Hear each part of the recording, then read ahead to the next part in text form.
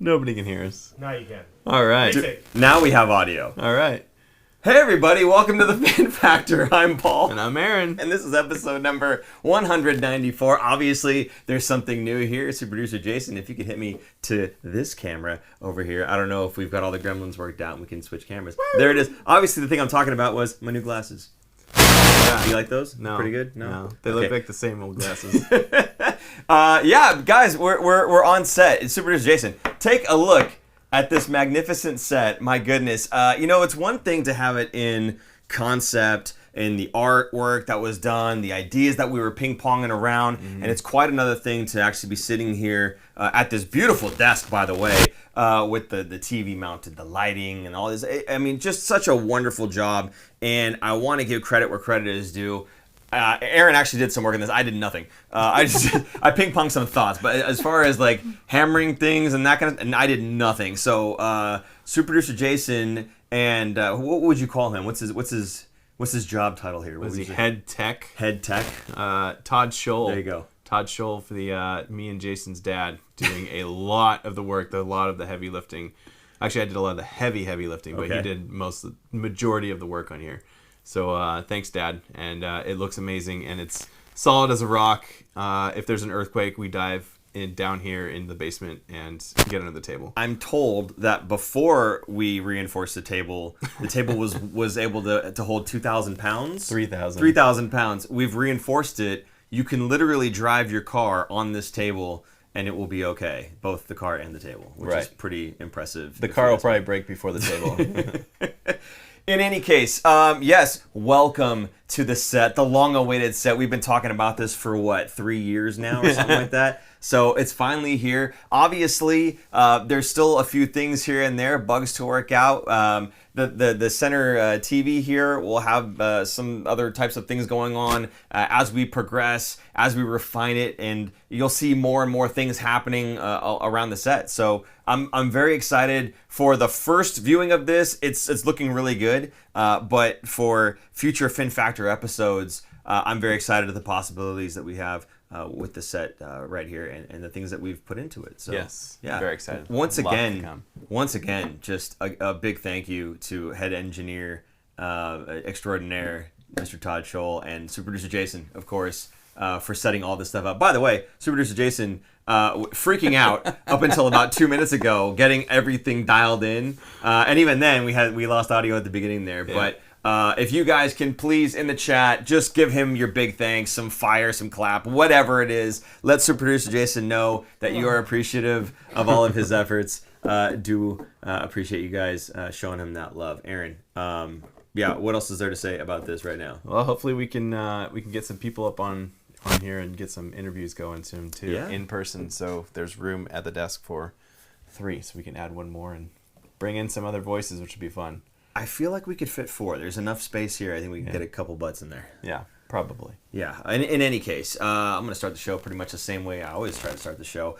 If you guys could please share us out there, repost, retweet, all those things. Get us out to your Sharks friends and family. We would absolutely appreciate it, especially because we've got something new to show off to these people, right? If you're enjoying the show and you have been for the years in the past, I'm sure that they'll be enjoying it too. So please get them in there, get them in the chat. You guys know how all this works. It's a lot more fun when we get to see everybody's comments flowing through there.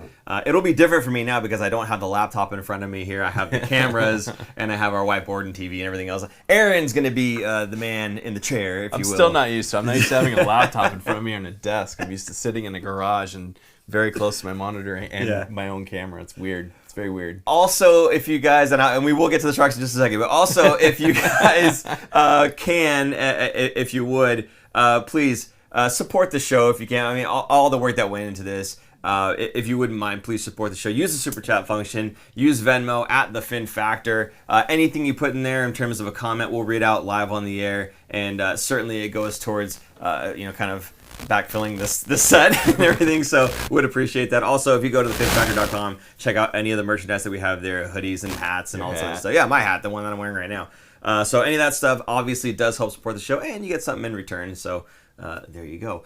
Aaron, let's just jump right into it then. Let's do it. Okay, the Sharks still bad. The end. Roll credits. We played the Los Angeles Kings was the first game on this week of games. A 4-1 loss, and they just didn't look good the entire game. No, they were outplayed completely the entire game. It was 3-0 up until the very last couple of minutes, and then it was 4-0 from the empty netter, and then the Sharks scored a power play goal. Big whoop, so they broke the shutout streak. So they lost 4-1, pretty much a 3-0 game, but they lost 4-1. So just a terrible, great game by the Kings. I don't want to say like the Kings got away with one here. They look like a team that is going to be very strong and make a deep run in the playoffs. They're kind of a team built for playoffs more than regular season dominance, I would say, because the game kind of changes once you get to playoffs. But I think this Kings team is a lot stronger than I was expecting. But some of their young guys are Quentin Byfield is looking really good, and this is kind of this is what the Sharks wanted to do. I think a couple years ago they wanted to kind of have a reset or a retool, not so much a rebuild, and it didn't quite work out. So this is what is now the Sharks, what the Sharks could have been, I guess, if you want to think of it that way. Yeah. Imagine if, I know I'm going to get a bunch of haters here, the Erik Karlsson trade, right? If Josh Norris and they had Stützle, right, just down the center, you have your guys there, and Pavelski's still there. The slow transition to go to the new guys. This is what it could have looked like, and that's what they wanted to do. But it wasn't in the cards, and stuff happens. So, well, if I'm looking for positives, and of course I always am, the power play getting on the board bodes well for that unit, and I think it's a little bit of a confidence booster for that group of guys, right? So getting one on the power play. Always a welcome sight in the Sharks uniform. You know, anything that we can see that's a progression, if you will. And I remember the Sharks power play being absolutely god awful, and they had gone with the 5-man forward unit. Still kind of using it. I think they are still using, especially Kalen Addison's out right now, so they kind of don't really have anybody else that they would normally throw in there. Mario Ferraro, while he has energy, he's not exactly the most offensively minded, and wouldn't really be the first choice for most groups to pick as your power play quarterback. So certainly Kalen Addison, a missing piece, which is kind of nice that you have that piece as a guy that you brought in, during the season. You found something that was working for you, but it just kind of sucks that all of a sudden, he's out and he's not part of that picture. Well, you know who scored the goal, the power play goal? Far away. Jacob McDonald. There you go. Yeah, he's kind of, I think they were looking for him to be the power play quarterback, but it's kind of putting him in a spot he wasn't quite ready yet to do at the NHL level. So, but he's getting his due, and they're kind of playing with. They didn't do that game. They've been doing 7 defensemen and using him as a forward sometimes. Yeah. But this game he was playing as a defenseman. I like him as a forward. I like him all over the ice, to be honest with you. He's one of those guys you just kind of plug and play. He's not going to stand out and be the best player on the ice any given night, but he's certainly somebody that you could just plug in anywhere you need him, and you can kind of rely on the guy to just be steady. And he did get a goal again in the last game, but we'll get to that. Okay. Before we get to that, I want to get to the other positive, which of course is raining on the Kings parade and not allowing them to get the shutout. So that's, again, if we're searching for positives, and I always am, that is definitely one of the two that we'll pull from this game here. So let's move on. Radom Zach Close, we just stunk. Nice. Arizona 5-2 loss. This was another one of those ugly games. I don't know. What did you think about this one? I saw some things that I really didn't like seeing, especially from a group that you're trying to solidify themselves a little bit more defensively, to not let these ugly plays happen, to not let these ugly goals go in, to not hang out your goaltenders to dry. And the goaltenders had been playing fairly well. And in this game, it's one of those things where you see a lot of things not going the goaltender's way, but it's not really his fault. We see breakaways. We see odd man rushes. We see tap-ins, tips, screens, things that he can't control, and you're looking to your other 5 players in front of you to handle some of that stuff so you can do your job. So in this game, that wasn't the case. Yeah, me and super producer Jason were at this game. This is the Arizona Coyotes. Wow, throwback. This is the Arizona Coyotes playing, and they're a team that I feel like they've been in a constant rebuild for decades now. Same with Buffalo, right? They're just that team that always gets those young guys. They just can't get enough going. This year, they look pretty decent. They look dangerous, at least. And giving Keller a breakaway goal or a breakaway is most likely going to produce a goal. So that game was, I wouldn't say it wasn't as ugly. It wasn't as bad. It was a little bit back and forth.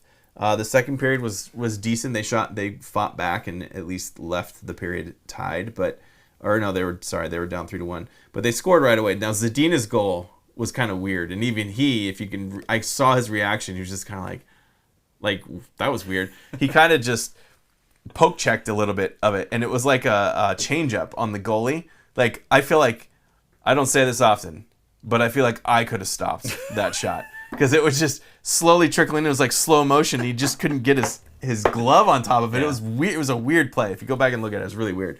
But even he was skating back to the bench like what just happened? And I think he had been on a long skid of not scoring, so that like kind of broke the dam for him, hopefully, and he'll start scoring some more. But that made it 3-2 going or in the very beginning of the third period, but the Sharks just couldn't put it together and ended up losing that game. It was kind of Yeah. Again, we're gonna fish for some positives here. The one, well, you're already reaching for it here. We'll just go ahead and do it. Yeah. The jerseys, the holiday sweater jersey giveaway. Now, I have a couple of these, even though I wasn't able to go to the game. Thank you, Sharks PR folks. There you go. Look at that, huh? Oh my goodness! Matches your cup. I know it actually does. I think that this came from that game, right? Yeah. We were gonna wear these actually. I don't know why we didn't, but regardless, we are gonna figure something out with these, and we're gonna do a giveaway for you guys. So I don't know exactly the details or what we're gonna do just yet, but we do have them. We have quite a few, if I'm not mistaken, at least 4 to give away. About 4 of them I think to give away. So some lucky fans of ours will be getting some of those there. Lucky Frog. Oh, Adam, you want to read that one out? I don't know if... Sure. Okay. Thank you, Adam, for the $9.99. Hippo character collapses to the ground as his chair breaks while the words wrecked appear above him. Okay, so this is our friend Adam, and I don't know what any of this means, but see, when you do the super chat and you put something in there, as long as there's no profanity, we'll read it out on the air. So, Hippo something with wrecked in the thing. There you go. It's a GIF on... And it's describing and it spelled the it out? Yeah, no. That's what it is. I just looked like, wow. It's an animated little thing. Spectacular. Oh my goodness. I think it sounds better. I think it sounds better. Yeah. When you say when you read it out loud. Yeah. But hey, Adam, thank you so much for supporting the show and for giving us that unforgettable moment. It's wonderful stuff. That's great. Yeah. So glad I read that. Thank you. Oh, look, we got confetti stuff going on. Like super producer Jason pulling out all the stops. I love it. I don't know if we can plug in any of the Coach Quinn things throughout the show, if he's got that one figured out yet or not. But I don't think so. Maybe we'll figure that one out for future episodes. He's coughing back there, like, please don't put me on the spot. He's cursing you, going, shut up, Paul. So yeah, like I said, the jerseys, we'll figure out some way of doing a giveaway, and everybody will have an equal chance of winning it. So hopefully that helps, and you guys appreciate that. So there you go. Moving on, we had the Vancouver game, a 7-4 loss, which sounds really, really bad. But honestly, this is one of those games where it was a lot closer than the score indicated, right? Yes. I mean, it was at one point that was 4-3, and both teams were shooting 33%. Yeah. So, for mathematicians out there, 12 shots on goal for the 4 goals and 9 shots on goal for the 3 goals. So, yeah, both of them shooting 33%. Bonkers, right? For goaltenders to have that many goals scored on so few shots on both sides is just unbelievable. And then if you look at the score, it was 5-4. I think it was maybe just a little bit more than 4 minutes left in the game. It was only 5-4. Yeah. Right. So then Vancouver gets another one, 6-4. They get an empty netter, 7-4. So really, it was a pretty tight game against best team in the league. Yeah. Yeah. Vancouver is very good. Yeah. I thought they were going to be a good team, but not this strong as a team, or at least this long when the season started. Yep. But they're really putting things together. Quinn Hughes, man, he is. I think I don't want to say he's leading. He might be leading the league. Defense for scoring for defensemen. He's definitely up there, and I think that's kind of a surprise because he's so young. He was slated to be that player, but I think the progression was quicker than what people were thinking. So it's amazing to see what he's doing, what Vancouver is doing, and it's amazing what happens when you get those high draft picks, right? When your team is not very good and you end up getting a much higher draft pick, which is what the Sharks are doing right now. So hopefully this is what the Sharks can be and what they're progressing to be in the next 3 to 5 seasons, maybe? Oh, don't say 3 to 5. Come on. Well, I don't want to give up hope. 2 to 3. Come on. 2 to 3. Yeah, 2 to 3. Let's just say 2 to 3. Keep them tuning in. 3 to 5, they're going to go away. But yeah, this is definitely where the Sharks would like to end up, right? They would like to be the team like, Colorado not so long ago, and still currently really, but like not so long ago, where they had a lot of really young, high-end talent. That talent has gotten a little bit older, but they're still extremely good. But that's where the Sharks want to get to, and they get there through the draft, really. So, we look at Doug Wilson's era, where we were trading away draft picks and bringing in bringing in NHL ready, NHL caliber players right now to win right now, and that kind of mortgaged the future a little bit. Well, now obviously going through this rebuild, this is where we're trying to go, right? The route that Vancouver is gone, the route that Colorado before them, going through the draft, getting those high-end picks, growing them from the system itself, right? Not going out and getting a trade to make that happen. And I'm sure there's going to be other free agents that are going to want to come and play in San Jose once there's a little bit more a promising pool, if you will, to play with. But it certainly, that's where it has to start. It has to start from the grassroots with those draft picks, and from there, those UFAs that are looking for a place to sign and play and be competitive and potentially win a cup. That's going to bring them back into San Jose, I think. And we'll get into some of those guys in a little bit here about some of the prospects that they've picked or drafted. Because they're playing in a tournament right now, the World Juniors. Absolutely. So for now, let's just talk about kind of the year in review so far, because we're basically at the end of the 2023 calendar year. Yeah. Yes, thank you for that. So we are 34 games in. The Sharks have 21 points for a .309 points percentage. Basically the amount of points that they could have had in total. Just over 30%. Pretty ugly. Pretty gross. It is dead last. Yeah. They're close with Chicago. You didn't have to tell me that. Right. Well, Chicago's right there. So they're close with Chicago. Chicago's at 318. So they have one less game basically played. Right. Anaheim's not that far either. They're all under 400, if you will. They're at 364. But again, I still think the Sharks are better than dead last. I think they're somewhere in the bottom 5. They can rotate around. It doesn't really matter. Those bottom 5 teams, I think, are just going to constantly bounce around, depending also on injuries and trades. How many of those guys are going to be left come March? Yes. So things will be different. I think they'll kind of leapfrog each other. But I do think the Sharks, like early in the season, they were so far behind. So far. I don't think it's going to be that drastic of a difference. So you're still going to use the term market correction for the next up until the trade deadline. Yeah. You think the Sharks will be better than 0.309% points percentage? You think they'll be better than that from now until the trade deadline then? Yes. Okay. Because after the trade deadline, who knows? Who knows? Yeah. Who knows how many of those guys will be gone? Ugly. There's a lot of UFAs too, so there's a lot of guys that are up as rental players, if you will. Yeah, that could get really ugly, and we just want to reiterate once again how much we appreciate our fan base and you guys sticking with us. Hey, it could be nice because you'll see. We'll talk about Will Smith in a little bit, but Will Smith will be finishing his college at Boston right around, I think they're in March or April, early April, maybe late March, depending on the NCAA tournament, how far they go. So he might sign his contract and then join the Sharks for a cup of coffee, and then he'd be in the AHL next year if he obviously if he signs, he can't go back to college. That's the thing. So we'll see what he ends up doing and how well he's going to be playing.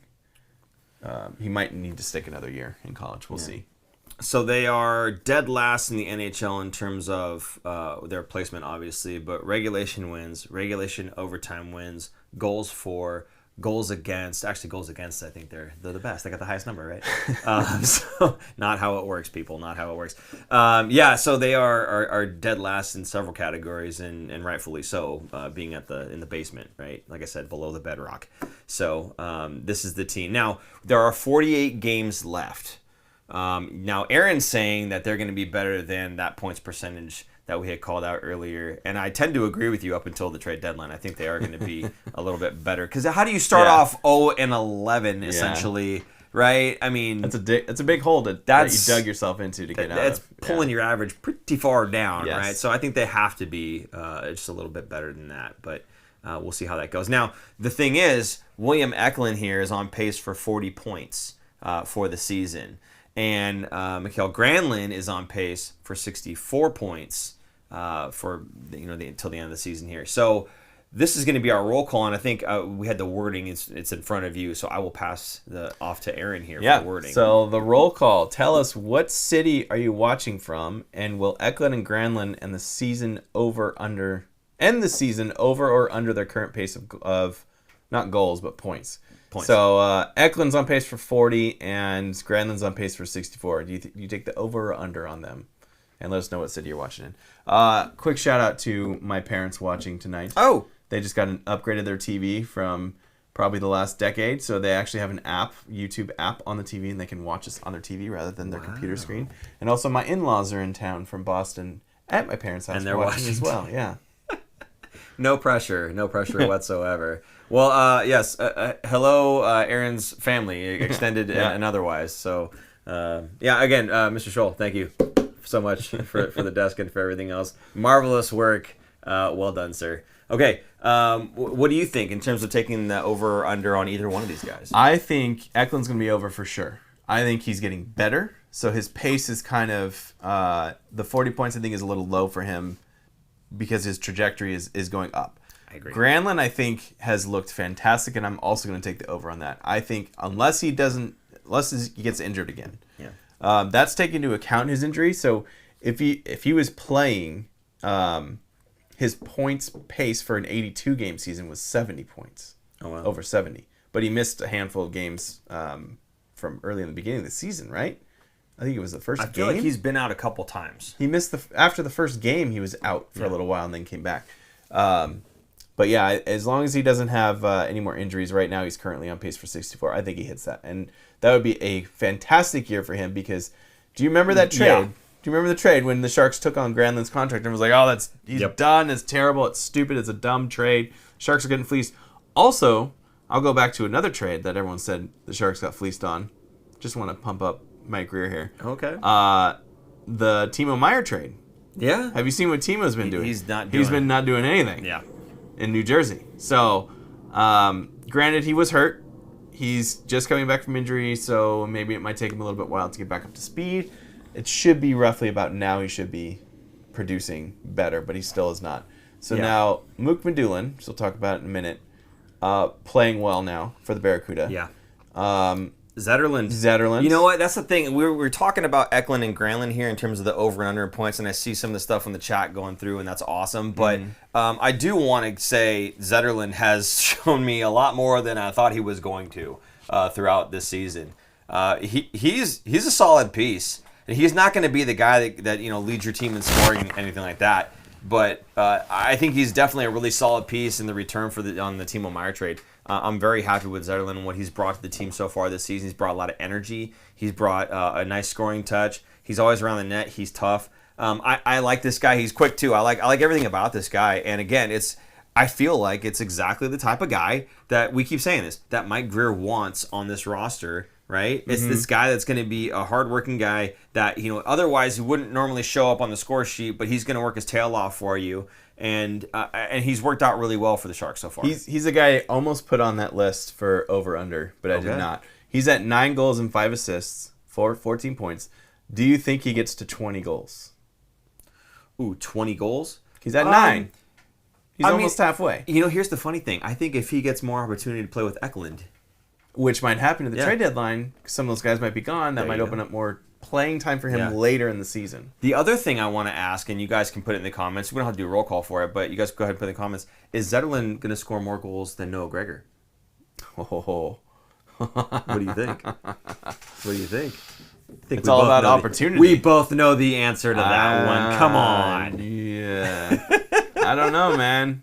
Sorry, I had to bring it up. All right, what's the Noah Gregor watch? At least how many goals does Noah Gregor have right now? You go ahead and look that up. I'm going to let you guys know. I think Eklund will take the over on that 40 points. I'm with Aaron on this one. I think that he's at 5 right now. Who is? Noah Gregor's at 5 goals. Okay, and Zetterlund has 9. So he's got a 4-goal lead. It's not even so. Okay, come on. He's slowed down. Come on. Anyway, no, I'm going to take the over with Eklund. I think you're right. I think he's trajecting upwards. When I've seen him play, okay, it's not even just like looking at the stats. When you watch the kid play, again, I knew that he was a smart player. I knew that he was a playmaker. I knew he was crafty. They call him Slippery Pete for a reason, right? I mean, you know all these things about him. What I didn't know was how hard the kid battles with his body. He's gotten protection. Better, much better. I mean, I've seen this kid that's something that Quinn's been really pushing hard on all those guys, not just Eklund, but to win puck battles. Now, you don't have to physically push the guy off, right? But you have to get your body in there and into the right position to get the puck and get it away from someone who is bigger than you, who does have 20 pounds over you, which he's going to be facing a lot because he is small. Yes. Now, he did gain, I want to say he gained 5 or 6 more pounds from last season of muscle, and that's going to happen again next season. I bet he's going to get bigger and stronger, but he is starting to win those puck battles, and he's starting to understand what it takes to be a performer at the NHL level. Now, it was a very different game for him in Sweden because the ice is bigger. They're not playing on NHL ice. International ice is a lot wider. Same length, I think, but I think the rink is wider, so you have more space, so there's less contact, less open ice hits. You have more room to be creative with the puck, with your skating, and that's why a lot of European players have a hard time adapting to NHL ice, and why a lot of European players will end up going through the AHL system first. Mook Modillin being exactly. One of them, coming from Russia. They have less room to work with, and because of that, it takes them a while to kind of catch up to NHL speed. Because these guys are the best players in the world. They're the fastest players in the world. They're the heaviest, most talented players in the world. And you have less chances, less space to get by these defenders, to get by those forecheckers. You have less space to work with, and they're better. So it is an adjustment period for a lot of these European players, right? Mm-hmm. So, but I'm watching him play, and even simple things like stick lifts, right? Stick lifts, it's like, okay, that's a basic skill. Yeah, but the way that he's doing it, he's getting his body in there, and he's being slippery. He's being sneaky. He's being physical with everybody. He's, I saw him, like, there's somebody had the puck, and they were looking the other direction. He slips in behind him, boom, gets the stick lift on him, and then he gets his body in the way. You remember who used to do that very well? Patrick Marleau. There you go. He was a stick lift master. He'd come up behind people and never see him. Plus, he was a fast skater. Yeah. Come up behind him, boom, gone. Going the other way. Instantly. So I think I've been more and more impressed with Eklund and his strength of play, not just the point gathering, not just the playmaking. I know he was a great passer. I knew he had great vision. But all the other facets of his game, I'm very impressed. Now, maybe defensively, he can grow a little bit more just like everybody else. But there's so many different facets to the game, and I've been so impressed watching him grow just over the course of this season alone. Mm-hmm. So very happy with Eklund. Another point of what we said in the beginning of the season of how to watch the Sharks, watching these young guys progress and get better, because the player that you see in the beginning of the season, the first month, is not going to be the same player that you see at the end of the season. They're growing and maturing and getting better and stronger over time, so they're going to be progressing and getting better. Now, having said that, I think I'm not as high on Granlund hitting 64 points. Interesting. I think he'll slow down just a little bit. Or maybe he'll hit it, but I don't think he's going over. Now, don't quote me on that necessarily, but I think Eklund is on a trajectory upward, whereas Granlund, I think, is Granlund. Plateauing. I think it's where he is. Right. Which is fine. There's nothing wrong with that. I just think that for the 64-point pace, I think he might hit that, sure, but I don't think we're looking at, a 70-point player necessarily, right? So that's kind of where I'm at on those two guys. I know we talked a lot, and we usually what we'll do is we'll put the roll call question out there, let you guys chat it up as we're talking, and then we'll kind of have, that buys time for you guys to put your comments, and then we can read some off. So since you have the laptop, I am going to take a back seat to your comment reading. So go ahead, fire away any good comments in there. Man, I'll have to go through because I wasn't looking at this. Noah Claxton's watching from San Diego. Eklund's over. Granny Smith under because he's going to get traded to the contender, and we'll see a dip in his points because of less minutes. Okay. Good possibility. I think does he have 1 year or 2 year? I can't remember if he's a UFA. Usually I have this pulling it up right now. Granlund he's got another year left. So I don't think he's necessarily going to get traded this season. He's got another year at $5 million. Still kind of a hard pill for other teams to swallow because they're kind of up against the cap.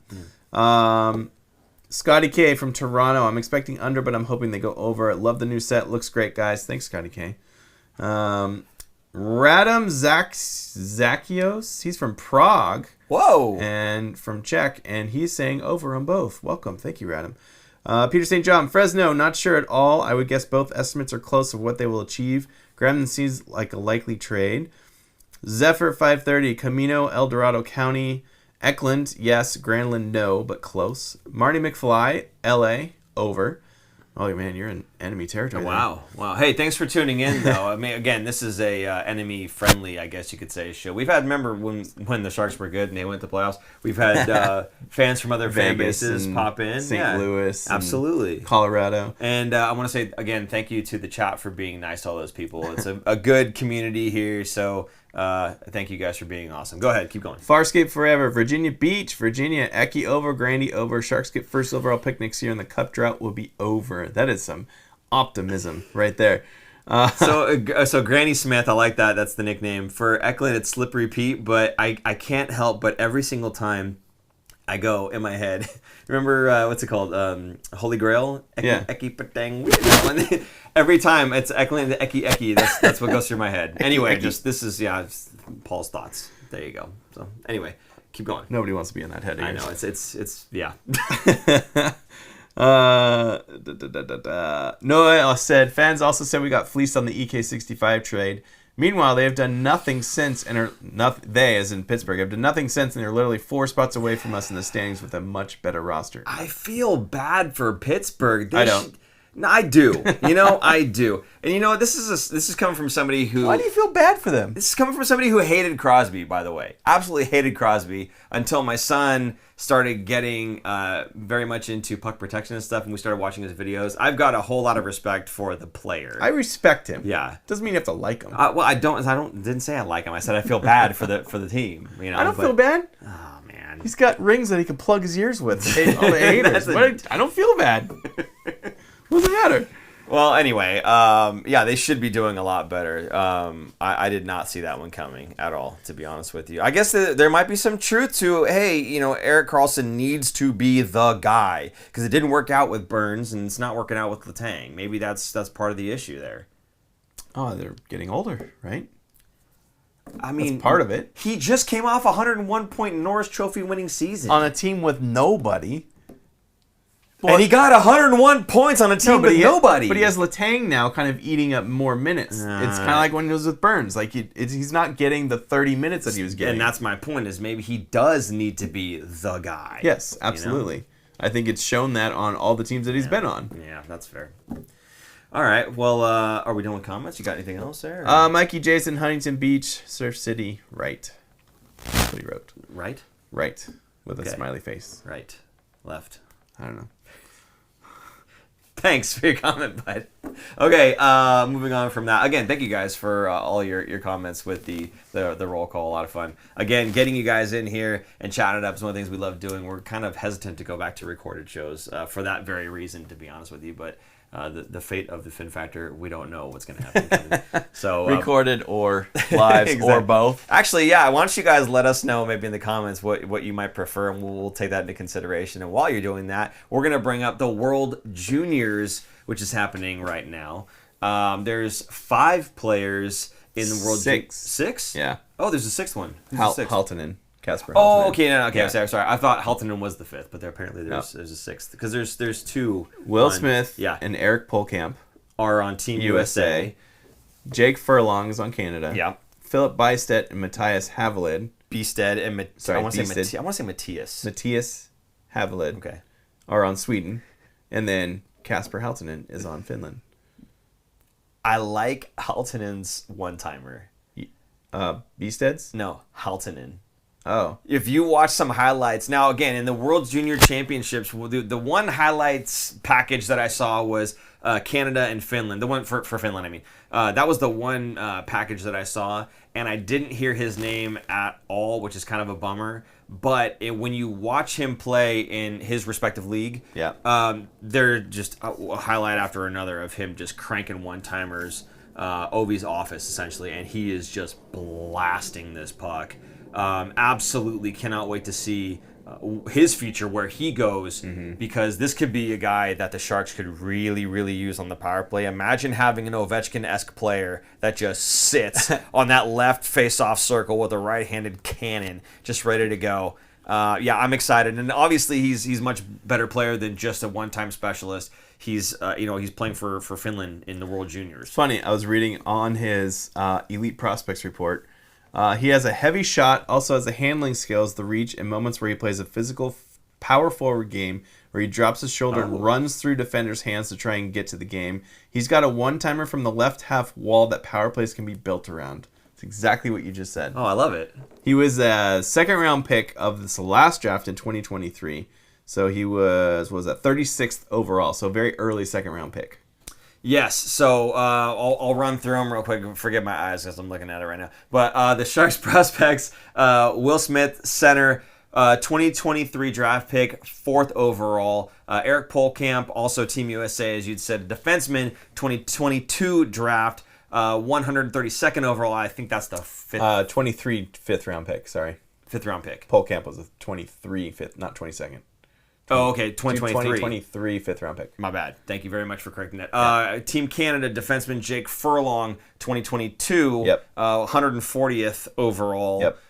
That's pretty deep in the draft, and this is somebody that's World Junior roster for Team Canada. I mean, those are two guys that I'm excited for the Sharks that they picked, these two guys in the 5th round that are on the teams for World Juniors, and not just B-level teams. These are A-level teams here. Canada and the USA teams are very top teams. So absolutely great. They're doing the dirty work. They're doing the you killing. And you talked about Philip Beested, which I'll let you talk in just a moment about him, because you thought the one timing was Beested. I wasn't talking about him, so you've got something to say about him. But Philip Beested forward, 2022 draft, 27th overall, so late first rounder, and then Matthias, I'm going to say Havelid, 2022 draft, 45th overall. That's rounds out Sweden. And then Finland, the forward, Kasper Halttunen, who we talked about, 36th overall in the 2023 draft. Now tell me about Philip Beested, something that you liked about him. You thought I was talking about him when we were talking about the one-time cannon. Well, we watched it before we went live, the goal that he scored on the one-timer.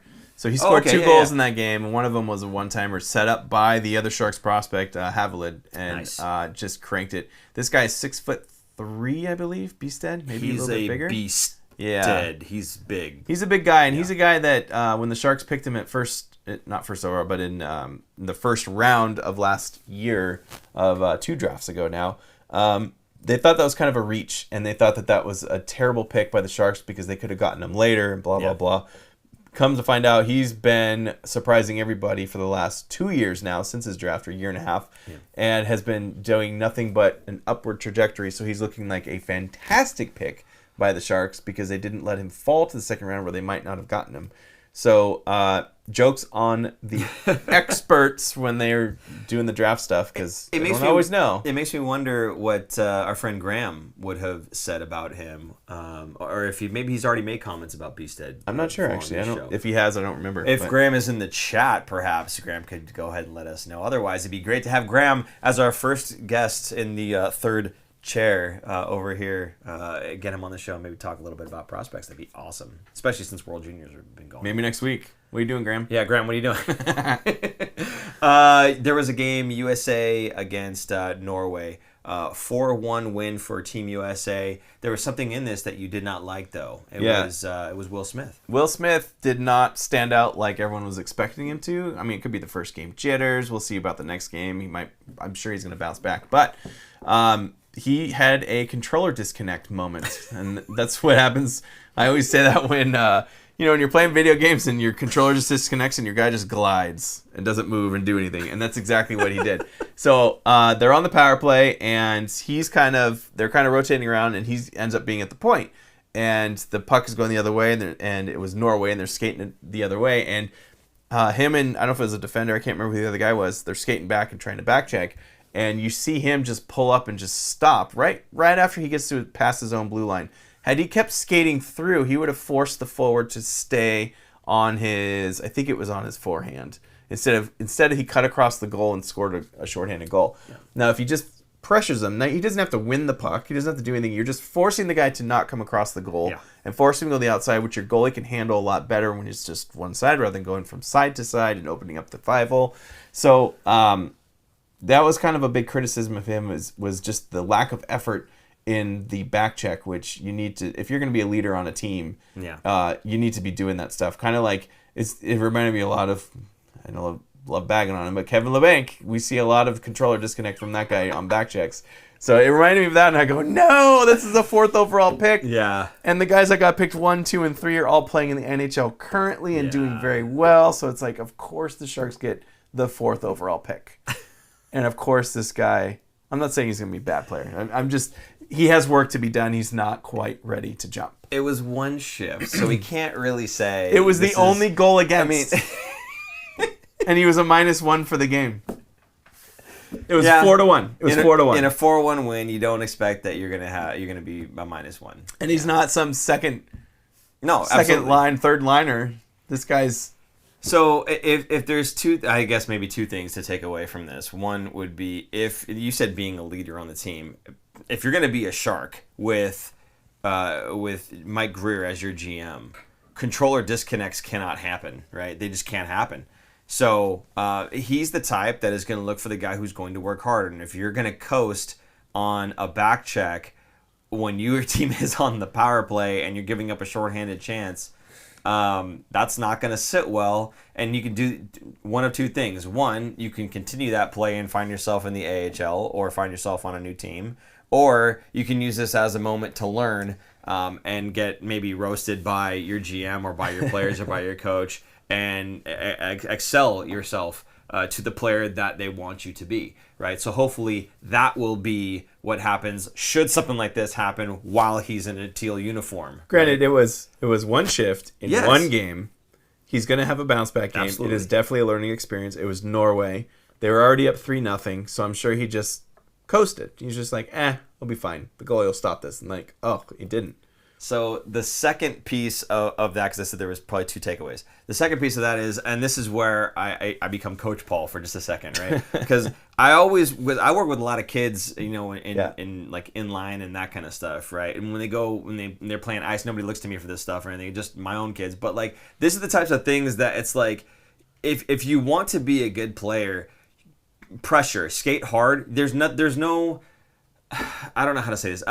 You want to be skating hard as often as you can and put as much pressure on them as you possibly can. When you're forechecking, the last thing you want to do is skate backwards and try to get in front of their pass. No, pressure them, because then they're forced to make a pass, to make a bad pass, to make a rushed pass, to make a bad decision. When you're Will Smith and you're chasing someone down in the offense or in your defensive zone, put pressure on the guy. If you're not skating hard after him, he has time and space. When you take that away, he has to make a pressured shot that he doesn't want to have to make. It's one of those ones where he's more just throwing it at the net instead of making his move, right? And the goaltender has a much easier time making a save when the guy is pushed a little bit wide and it's a rushed shot, as opposed to being able to cut in and make his move. So that's one of those, again, Coach Paul moments here, where it's you really just want to make sure that you're pressuring, you're going forward and at the puck carrier, and you're making it difficult for them. You want to make sure that they're doing a rush job on any decision that it is that they're trying to make with the puck. And as long as you're doing that, you're doing your job. Now, they may shoot and score. That's fine. No one's going to say, hey, you didn't pressure hard enough if you were going as hard as you can, right? So this is one of those things where I think, obviously, Will Smith knows this. He's a much better hockey player than I will ever be. But the point is, kids who are watching at home, absolutely, if you're going to be, if you want to be a better player, and you're looking at how to get the puck away from other players, forecheck hard, skate at them hard. Don't give up on a puck ever. Keep those feet moving and pressure, because they will make a mistake. I promise you that. Forecheck, backcheck, paycheck. Forecheck, backcheck, paycheck. There's a reason that is a saying. It wasn't Letterkenny, but yeah. But you're taking away the time and space at the NHL level or any top level. Time and space is a big asset that you don't have, right? Yeah. And when you give someone time and space, they're going to make you pay. Absolutely. You take that away, you're going to put pressure on them, and they're going to make a mistake. It's a game of mistakes. They're going to make a mistake, hopefully. 100%. So, moving on to some Barracuda news. Well, it's not really even news. It's just kind of, we wanted to highlight a couple players, right? Shakir Mukmadulin and Leon Gavanka. Gavanki? I'm going to go with Gavanka. Like Ivanka. I don't know. Sure. Sure. We'll probably get corrected. Anyway, well, it's not Gawanky. That's how it's phonetically. But I think it's Gavanka. That's worse. Gawanky. Yeah. People on the podcast, I promise you, it looks better than it sounds. Okay, so Shakir Mukmadulin crushing it the last 9 games. He's got 11 points. Yeah, and on the 11-point subject line here, Gavanka, if you will, also 11 points in the last 11 games. So both of these guys absolutely crushing it with the Barracuda right now. And the first thing that it makes me think of, unfortunately, is the trade talks about Mario Ferraro. And if he were to get his space vacated, I'm not saying they can immediately step in and be him, but gosh, it's promising when you've got a couple guys who are doing very well in the second best league in the world. It was going to take a while for him, and I think a lot of people were upset when the Sharks made that trade and that was the return. Now remember, it was him, Mukmadulin, Zetterlund, and a first-round draft pick, and a second-round draft pick for this season. Conditional. That could be a first-round if New Jersey goes to the conference finals and Meyer plays all the games. By the way, before you talk any more about that, the Pittsburgh pick, are we still outside of the bottom 10 on Pittsburgh? They're climbing out of the basement, so Pittsburgh is currently in 10th. 2, 3, 4, 5, 6, 7, 8, 9. No, they're in 11th currently. Right? They're tied with points. I'm looking at the points. Points matter. Percentage too. They're tied with Minnesota, who's right there in 10. I want them to be right on that line. Right on that line. Right 11. 11. That's where I want it. Actually, I want them to be 9th. No, how do I want this? Oh boy.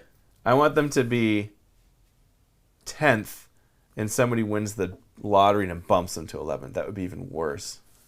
Because if like a team that's 11, 12, or 13 wins the lottery, but then we don't get Celebrini, Aaron. Then we get the second overall pick. Whatever. I don't know. Whatever.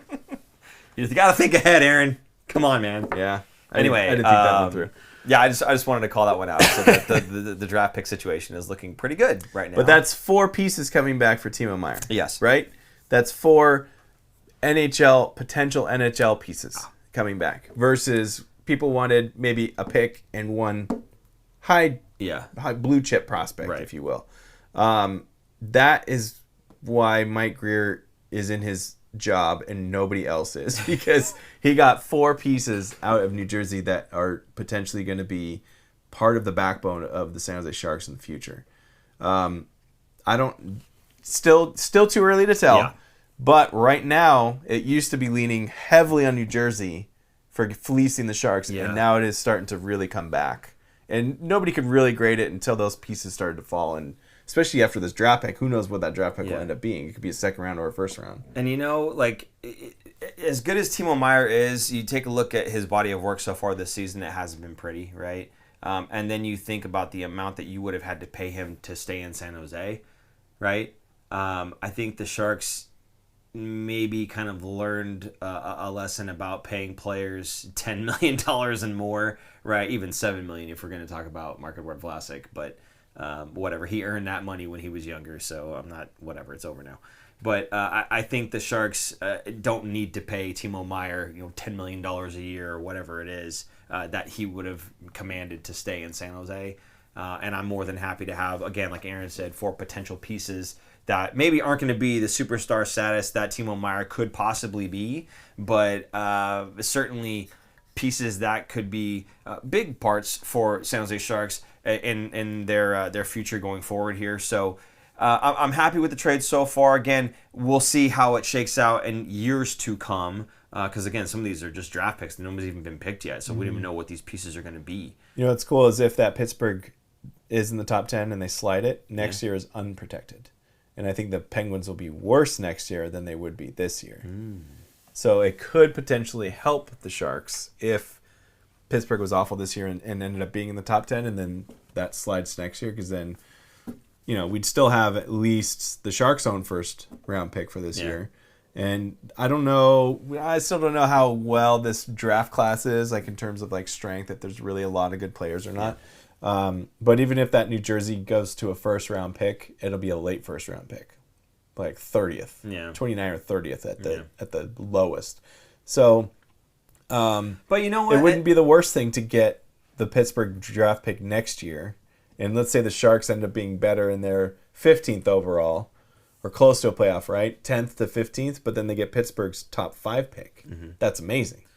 But I think about all the things that we had that talk with Doug Wilson at the time, the interview that we did with him, and we've certainly talked to other folks about they have tiers of players that they're looking for. They're not always looking for, we need to get, draft pick number 1, number 2, number 3. They're not looking to get all the best players in one draft, right? So maybe if it's, a top 10, but we already have like a number 2 or number 3, maybe that guy that's in that top 10 is not one that they're looking for to add, and they could package that to get something else, or they can move that to get something else. So whether or not it's, a late first rounder, maybe there's a tier of player that's in that late first round that they would rather roll the dice on and have that player, as opposed to, it has to be somebody that would be, in the top 15 or something like that. Mm-hmm. So it could very well work out for them, just because there are different tiers of players that we're looking for, and this is the areas that we're looking to get them in. So maybe having a late round first is right in that wheelhouse of the player that they're looking for. So who knows, right? What I do want to do, though, is, unless you're done, are we done with CUDA stuff? Yeah. Okay. I mean, just a couple good players to keep an eye out for. So, it's funny because the main thing with the CUDA was I wanted to watch Eklund and I wanted to watch Bordelot. Now Eklund's out of there, and Bordelot... Gushin is doing well. He is leading the team in scoring. He's got 24 points in 25 games. Nice. Almost a point per game. And he's been called up to the Sharks twice now. Yeah. Once last season, once this season, and he's produced. He is a guy I think they should wait one more season. But again, some guys get traded at the end of the season. That's a guy that's definitely going to get called up towards the end of the season, and he is a goal scorer. Now, I don't think he could be a top-line goal scorer on a good team. I think he'd be a second-line guy, a very good second-line snipe who's going to score a lot of power play points. But he's too small to be top-line producer for a very good team. But who cares? The Sharks are going to have more pieces that are coming in and better players. I was going to say there's probably more pieces that are better than Gushin coming up in the next couple of years anyway. But certainly a guy, again, to look out for. So, but my point was, like, I was expecting that those are going to be the guys to look out for and to watch. But it looks like there's some other players that are really starting to shine for the Sharks. Or for the Barracuda, I guess, in this case. But certainly some guys to keep an eye on, and hopefully they come up and play with the big club sooner than later. It'll be, again, a next couple of years going to be very interesting to see how the Sharks do. So we'll see how that goes. Now, more recently, though, the upcoming games for this week, we've got 3 of them, right? So Wednesday, tomorrow. Yep. Right? There's the game in L.A., who was it that was made a comment? They were in L.A. earlier. I don't know if we remember that name. But in your neck of the woods, good sir, whoever you were. Mikey's in Huntington Beach. Mikey J. In Huntington Beach. Okay. And Marty McFly. Okay, Mikey J and Marty McFly. McFly. Are you guys going to go to this game? And if so, which jersey are you wearing? Please put that in the chat down below. And if they say L.A., the rest of the chat can ridicule them. You have my blessing. Wednesday in LA, we're thinking this one's not going to go too hot, right?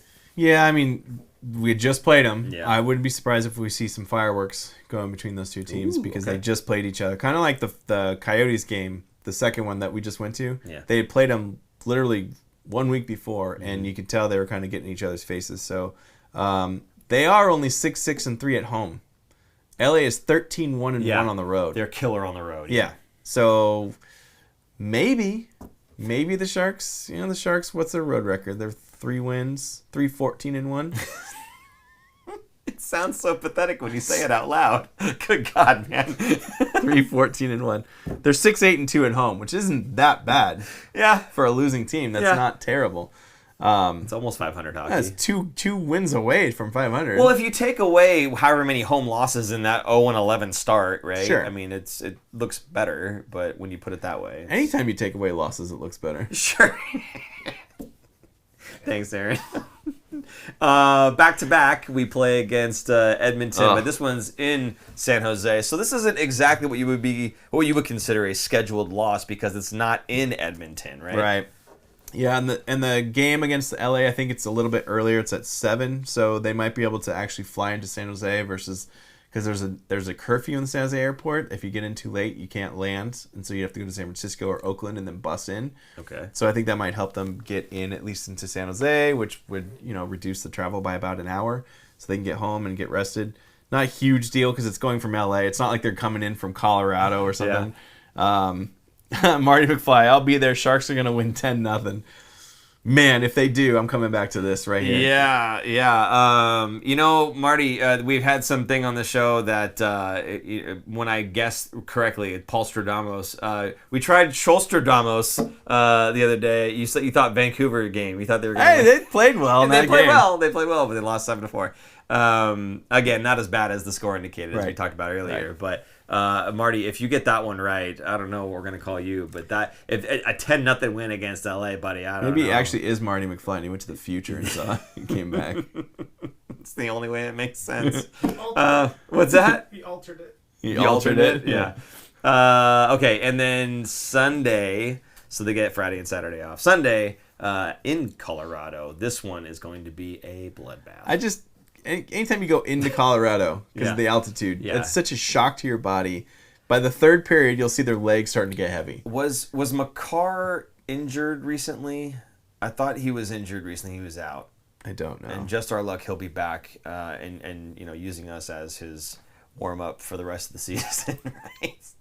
Man, that guy skates so amazingly well. It's good. Insane. So, again, I watched some of these things with my kids to help them see how the pros do it, right? And the two players that we watch, puck protection is Crosby, and edge work, we would think would be Crosby, but edge work is Cale Makar. And he did just come back before Christmas. Okay. He played 2 games right before Christmas. So he played 2 games already? Yeah. Oh, good. So he's warmed up. Yes. He'll be ready to go, if you will. Wonderful. I'm sure he marked that he's like, the San Jose Sharks at home right after Christmas. I'm marking that on my calendar because I'm gonna get 5-point night right there. I don't care if I have a broken toe. I'm playing. Oh man. Okay. All right. Well, so we're thinking loss, or what do you? Edmonton's not as strong. No. Edmonton is. You just can't count them out, though. You're right. I mean, they're 27th overall. Dear God. And the Sharks are only 5 spots away from them, so I wouldn't say that's a slam dunk win. Okay. Are you predicting a win on that? How many points do you think we're getting out of this week with these 3 teams? I'll go with 3 points. I think after that, the last 2 games that the Sharks just played, Quinn was pretty pissed at them, and they're on a 5-game skid.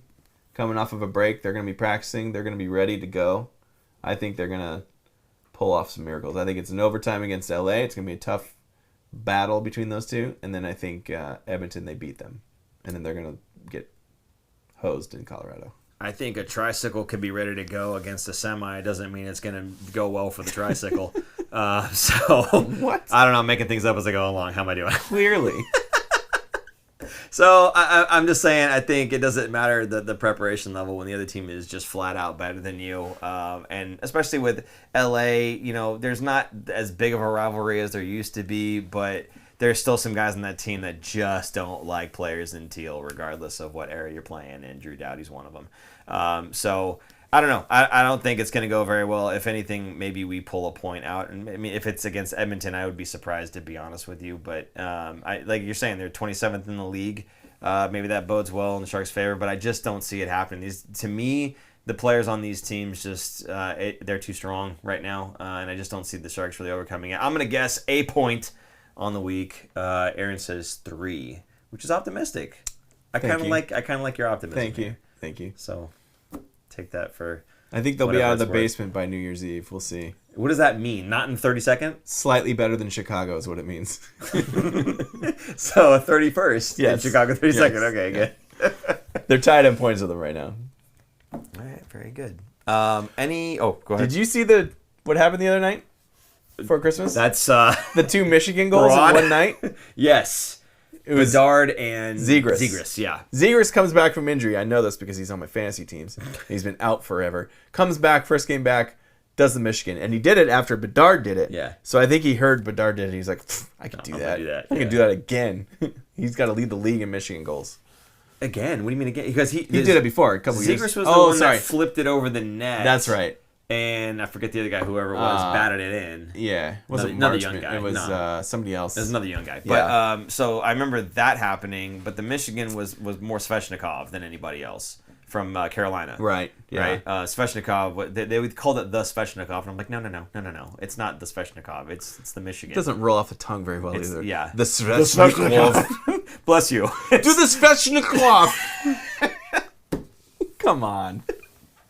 Yeah, so, but I did see that, and I did actually hear that Zegras might have heard that Bedard had done I'm it. sure. And was trying to, Like, I could do that. What's great, though, how smooth was it? It wasn't like they were skating while they did it. They skated in one solid motion, picked it up, wrapped it around quick. It was so fast. Especially the Zegras one, I don't know if you saw it, how he got it. Yeah. He just kind of like pushes it forward and then flips the blade like that and lets the puck right up the blade, and that's how he scoops it. Most guys, they put the blade flat like this with the puck underneath it, and then they kind of swirl it back and use the momentum to pick it up. He just pushed the puck forward and tipped the blade and just went right up the blade, the toe of his blade, and he picked it up that way. I wouldn't be surprised if while he was injured and he's like skating on his own, he's just practicing that over and over and over and over. I'm not kidding. Like I think that's, you get bored when you're practicing by yourself and everyone's on the road and you have no one. I'm Couture's doing it recently, so I wouldn't be surprised if that's what he was doing. Fun fact, you know who else is practicing that? You? My son, Jace. Yeah? Yeah, 10 years old, and he's... Because Bedard and... No, I think it's just... actually, probably because of his friend Landon, who's been doing it probably since he was about 9. And he's... This kid Landon, 9 years old, he scoops this puck like it's nothing. Now, at that age level, is it a lot easier because the goalies are shorter when they go in the butterfly? It's a lot more open? No, it's just as hard to get the puck on the stick because you're 9 years old, first of all, right? But if you can't get it up there, the goaltenders are obviously shorter, so you can get the puck in there. The problem is when you when you try to do it, you might smack them in the face, which would be bad. Is that a penalty? High sticking. Is it, though? Because it's a follow-through on the shot. Ooh. I don't think that is. I don't know. We'll have to look that one up. Plus, the goalies have a mask on. They're fine. No, it's not. This guy. I played soccer. I didn't need a mask, right? So, anyway. Okay. I think we're at that point, Aaron. You think so? I think so. Yeah. Have we come off the rails just a little bit, maybe? I don't know. Sonny Milano scored the Michigan pass. There you go. Thank you, Nick. It was a Thank younger you, Nick. guy, HBK. Can always thank Nick or trust him to come up with some good information. He's probably sitting there screaming it. It was Milano! Yeah. Come on! How do you forget that? Anyway, like angrily I said, types it in his phone. Hippopotamus falling and it says Rex above his head. Anyway, gosh, this I am so happy to be back in a studio. And especially one that looks like this again, guys. What? See, Super Producer Jason is a perfectionist. He's not 100% happy with the product that you see here. Now, I'm happy with it. Now, the thing here that you see, this monitor, it says the Fin Factor on the back. Obviously, you know you're watching the Fin Factor because you are subscribed. And by the way, if you're not, hit the button already. What are you doing with your life? But if you didn't know, there you go. It's there now. But this monitor, once we get things dialed in, we'll have other things going on here. When we're talking about a subject, we can put an image up, or when we have maybe some chat like related comments. things we can put there. Maybe Comments. Flow in there. If we happen to have anybody out there who's to sponsor the Fin Factor, perhaps we could have it right up there as well. So, or the GIFs instead of me reading them, that you can actually see them. You want the hippo with the wreck thing on it? I think that should be a shirt. It really should be. Want me to read it again? Yes, all the way through, please. Oh, it's not. He has to pull it up on the screen. It doesn't work in here. All right, fine. Anyway, Yeah, so there's more potential. In other words, what you see isn't the final finished product. There's more that we can do with this, and the lights and stuff too. It's not just these are the colors. He could do whatever he wants. Kellen Foster just joined us because he finished his late Christmas. So welcome. He says the set looks awesome. Love it. If y'all have a single close up, basically just the zoom version, we'll post them now. Single close up. Well, he wants to see close up shots of the set. Oh. So we can post them on our social medias. Yeah. It's no longer a secret. So we've been posting these all over our Slack channel. Yeah. Just getting updates from Super Producer Jason. You know what we'll do? What I really like is I'll post the picture of what our concept was. Yes. And then a picture of what it actually became. Get it as identical. It is right there. It is so close. It's ridiculous. Like down to even the slats and the spacing on everything. It is almost exactly the way that we had pictured it. I'll let you read the next one. Oh gosh. Okay. Can we put it on the the screen? Super Producer Jason. So the reason I'm looking down is because we actually have a monitor down, so I can see what's going on here. So I apologize if my eyes are dropping, but I can't see it because he said no just now. So do you have the comment? Second. Oh, he's pulling it up. He says 1 second, so we're gonna load the. Oh, is it something specifically that I have to read? Yes, it's something that Paul's gonna read this time. Is it a Noah Gregor comment? If it's a Noah Gregor, oh god, Lucky Frog, $10. Thanks, Adam. Pair character jumping up and down, saying #1 fan. Thank you so much. Oh my god, I'm serious. We should make shirts for these. They're good. The reason we're reading it like that is the software that pulls up the comments is not the exact comment that's in the chat room, like the actual chat coming from YouTube. So it transcribes everything that's in the chat from YouTube onto the screen for us, and that's why I read it the way I did originally. I didn't even realize it was a GIF. I wasn't looking at the chat at the time. So basically, if you're listening on the podcast, please pop over to the YouTube version. There's more things to see than there are to hear. So also, if you listen to podcasts on Spotify, I want to plug this because Spotify is now showing videos as well. So if it's easier, if you want to watch it there instead of on YouTube, we are on Spotify. If you just like to listen, we are on Spotify, and you don't have to watch it. But you can see the videos if you wanted to pop in there and look too. So yeah, let's get those Spotify numbers up. Is there a share function on Spotify? I don't use Spotify, so I really have no idea. Oh jeez, I'm so sorry. Who are you? You still have a Walkman, don't you? Amazon Music, buddy. That's what I've been. Plus my car, just streaming in the car. There's no Spotify for that. Just how is there no Spotify? There is. I just don't use it. I use other. Why don't you use it? Because I don't want to. See, this is what we're talking about now. Off the rails, right? So regardless. What were you even saying? Is there like a share thing on Spotify? That's what I was asking. I don't know. Is there? That's why I'm asking you, because I don't use Spotify. We've gone full circle.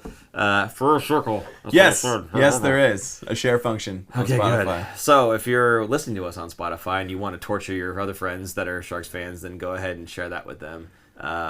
Just type in the Fin Factor and it'll pop up on Spotify. Right. What a great first show on the set. Just rambling incoherently. What else can we ramble about? Stuff. Where are we going to put the toaster? I don't know. We have shelving. I think I can fit it on top of the TV. It'll fit in the frame. It'll be perfect. I think if we put like a little stand right here, just off camera, just like it was that low, and then put the toaster right there. That'd be great. If there's super chat money, the toaster goes pop. Oh, I like that. Yeah. The lights will change. I think there's super chat. The lights would like flash green or something like that. Would be good. That'd be cool. Okay, we good? Patrick Kerbal, is it the same room you showed me when I was live on the set? Yes, it is. The same room? Same area where we were. Oh, yeah. Okay, yeah. Obviously spruced up, but yes. And guess who just joined? Hi, Lundy. No way. Hello, Lundy. How are you? Surprise. Surprise. Don't super chat with a GIF, because it's just going to go off the rails again. All right. Anything else? Are we good? I think we're good. Okay. Remember, guys, by the way, that we will be doing. I'm leaning over, and you can probably hear me doing this thing. So we will be doing a giveaway for these bad boys right here. Now, again, we have I think, would you say 4 of these? We have a bunch of stuff. We have a bunch of stuff. We're going to do a lot of giveaways. So we're going to be doing some more giveaways just because we have things to give away to you guys. We have a lot of stuff that we baubles found. and things we've collected over the seasons. So yeah, maybe I don't want to say it out loud, but there's Burns backpack maybe. Anyway, so there's some cool stuff that we have from seasons past and this season, and as they do more giveaways and whatnot, we're going to work with the Sharks and hopefully get some of those things to do giveaways for you guys as well. So if you're not subscribed, please make sure that you do that and then hit the notification bell so you know when we do go live, assuming that we're going to continue going live and not record. I saw some people saying they prefer the live, they like the live, which I do too, frankly, but whatever works best for everybody works for me. So it is what it is. But again, that's how you'll know when we're going to be doing this giveaway stuff. It'll be in one of those live shows, I'm sure. So if you're subscribed and you hit the notification bell, you'll know when we do that, and you'll be a part of it and could potentially win one of these jerseys or baubles or anything else that we have that we're going to be giving away. So please do that. Also, again, we are really looking forward to getting some more folks on Spotify. So if you guys help pump that up with anybody who uses Spotify, if they don't use Amazon Music or Apple Podcasts or whatever else. I'm going to get ridiculed on this side of the table. And then, of course, if you can support the show, that'd be awesome. Thank you to Adam for giving like $150,000 today to help support the set. If you can follow Adam's lead and you want to use the super chat function, please go right ahead and do that. If you put a message in there, we'll go ahead and read it out. And of course, you can do that through Venmo as well, at the Fin Factor on Venmo. And same thing, put the comment in there, we'll read it out there. Or you can go to thefinfactor.com, as super producer Jason has put right at the bottom of the screen there. You can check out any of the hats, stickers, water bottles, hoodies, other kinds of stuff that we don't sell toasters. We sell stickers for toasters. Yeah, right, anyway. Right. I don't even own a gun in the Satan Tyrant. Anyway, so any of that stuff obviously helps support the show, and you get something back in return. So good for you. Is there? Oh yeah, and of course the socials. We want you guys to check out all the socials. We're on Blue Sky. Correct? We are, and we have a lot of invite codes if you would like to join Blue Sky. So if you want to, hit us up on our other socials, or you can email us at thefinfactor@gmail.com, and I will send you a code. It's a lot less talking than I gave, but that's that's okay. Guys, it's been a lot of fun. Thank you for being patient with us, by the way, as we were getting this thing kicked off. I know we started a little bit later than usual, but we had some gremlins to work out. Obviously, new set, got it all figured out, and we'll have more things going on with the set as time goes on, and Super Producer Jason will be much happier with his more polished version of this. I mean, to me, it looks great, but whatever. Anything else? Last comments? You good? No, we're good. We're all good. Okay. Yep. Well, you guys know how we end it. For Super Producer Jason, I'm Paul. And I'm Aaron. And we will see you guys next week from the set. Next week from the set. Really? Because we're already doing it. Yeah. So it will be from the set. Bye-bye. Bye. Thanks for tuning in. If you like this episode, check out our other content, especially interviews. You can interact with us directly through social media at The Fin Factor and on Instagram at Fin Factor. And don't forget to join our live streams on YouTube. Visit our website at thefinfactor.com, where you'll find all of our episodes as videos or podcasts. You'll also find our exclusive merchandise to help support our show.